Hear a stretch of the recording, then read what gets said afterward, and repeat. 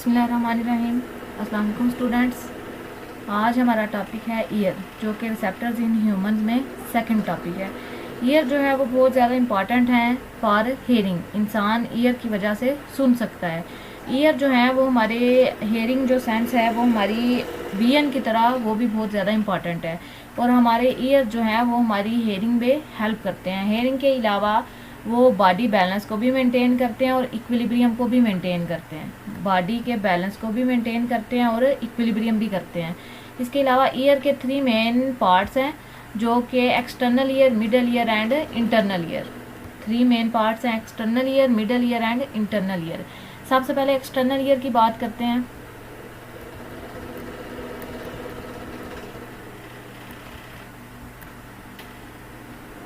External ear जो है वो उसमें आता है पिना। पिना जो हमें बाहर से कान नज़र आ रहा है, एक बहुत चौड़ा सा पार्ट जो है वो पिना है। पिना के बाद आ जाता है ऑडिटरी कैनाल। ऑडिटरी कैनाल जो हम अगर कान को बाहर से देखें तो एक सुराख सा नज़र आता है जो अंदर की तरफ मूव करता है, लीड करता है, तो वो ऑडिटरी कैनाल है। और नेक्स्ट है ईयर ड्रम, कान का पर्दा भी जिसे कहते हैं, टिम्पैनम भी इसे कहा जाता है। ये तीनों एक्सटर्नल ईयर में आते हैं। मीन्स पिना, auditory canal and ear drum external ear में आते हैं।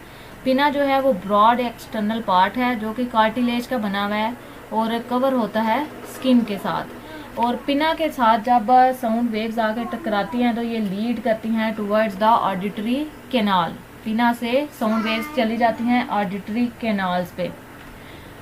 ऑडिटरी कैनाल की वॉल्स के ऊपर स्पेशल ग्लैंड्स होते हैं जो कि वैक्स बनाते हैं, और हमारी ऑडिटरी कैनाल के अंदर वैक्स और हेयर्स होते हैं जो कि प्रोटेक्ट करते हैं जो साउंड वेव्स हमारे कान के अंदर जा रही हैं, उसके अंदर कोई बहुत छोटे इंसेक्ट्स या जर्म्स, कोई डस्ट पार्टिकल्स हमारे कान के अंदर ना चले जाएं।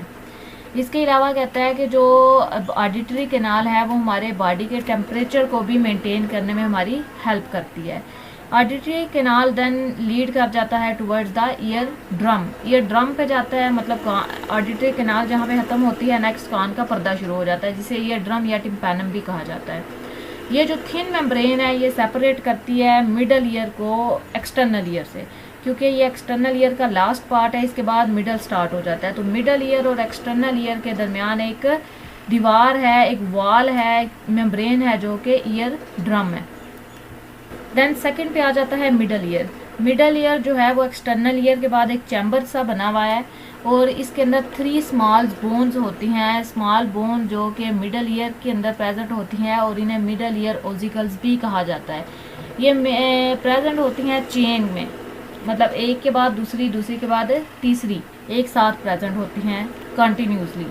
ये मूवेबल बोन्स होती हैं जिनमें के इनके नाम आते हैं। आपने पहले नाम हैमर, स्टेप्स और वो वाले पढ़े हुए हैं। यहाँ पे आपके नाम लिखे हुए हैं malleus, incus and steps. Malleus जो है वो सबसे पहली मिडल ईयर का पहला पार्ट, जैसे एक्सटर्नल ईयर का पहला पार्ट पिना था, मिडल ईयर का सबसे पहला पार्ट मैलस है। मैलस जो है वो ईयर ड्रम के साथ अटैच है। Means ear drum external part है और मिडल ईयर का पहला पार्ट मैलस है।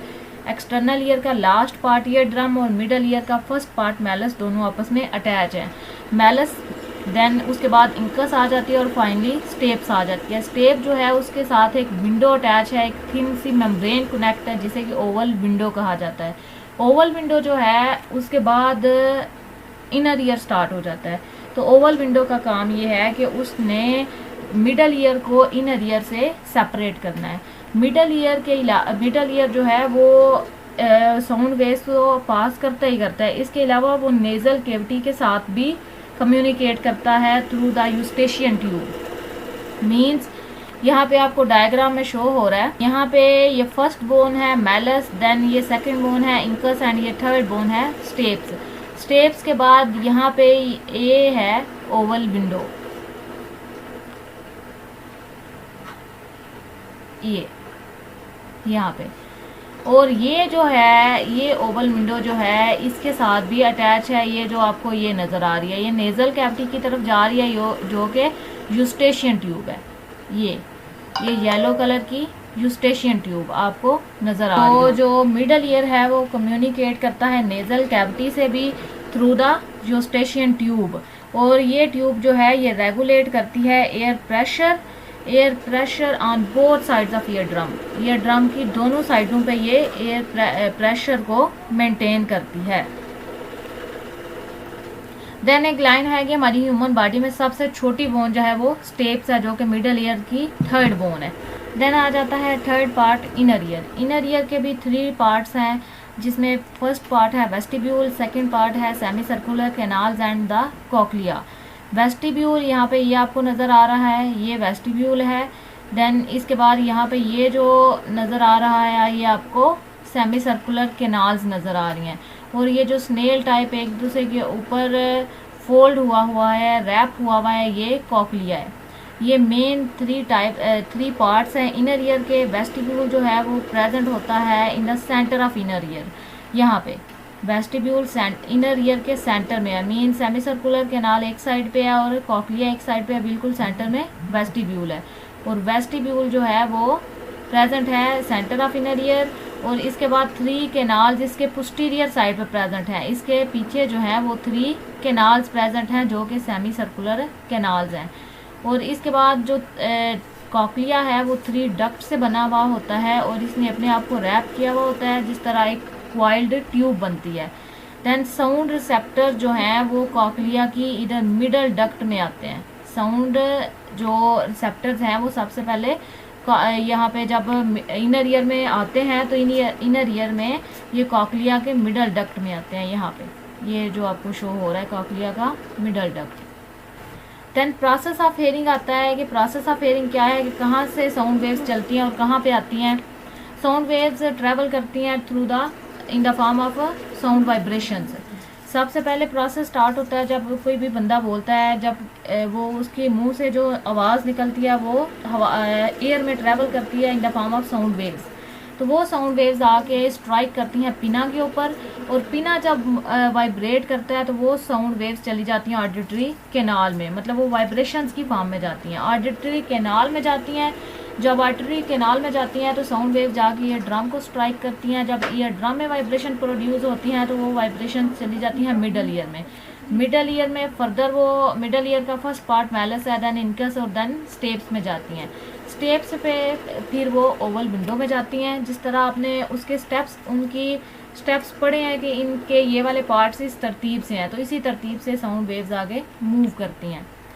तो सबसे पहले मिडल ईयर से वो जाएगा मैलस में, इंकस में और स्टेप्स में, फिर ओवल विंडो में।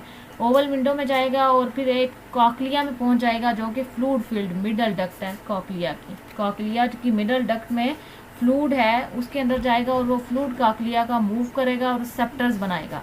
रिसेप्टर सेल को स्टिमुलेट करेगा और रिसेप्टर सेल जब स्टिमुलेट होंगे तो एक नर्व इम्पल्स बनेगी।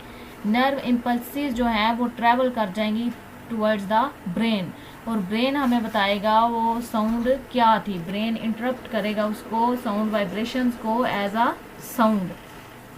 यहाँ पे एक बहुत छोटा सा साथ है कि years maintain the balance of body, means year hearing को कंट्रोल करते हैं, लेकिन इसके साथ साथ बॉडी बैलेंस को भी कंट्रोल करते हैं।